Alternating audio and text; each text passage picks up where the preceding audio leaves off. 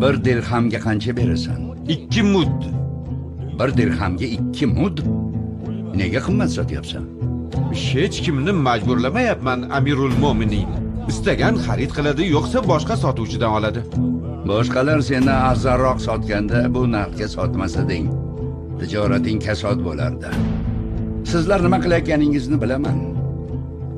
Agar Madinaga bug'doy, arpa ortilgan karvon kelsa, karvonni hammadan oldin qarshi olasizlar. Ko'tarasiga hamma molni sotib olasizlar. Bevalar va miskinlar xarid qilishga ulgurmay qolishadi. Alloh haqqi, ehtikorga yo'l qo'ymayman.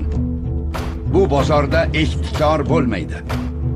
Kimdaki Madina aholisiga sotish uchun mol olib kelsa, u Umarning mehmoni.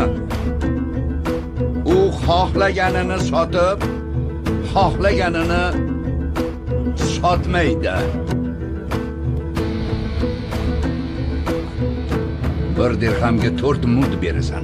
Aks holda bozorimizdan ket, yo'qsa jazoyini beraman. Kechiring, Amirul Mo'minin. Men bu ishning zulm, harom ekanini bilmagan ekanman. Bu ham aybing.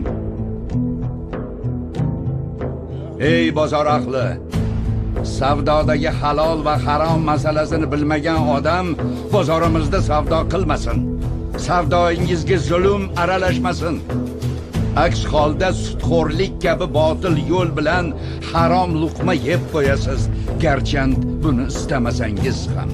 Ha.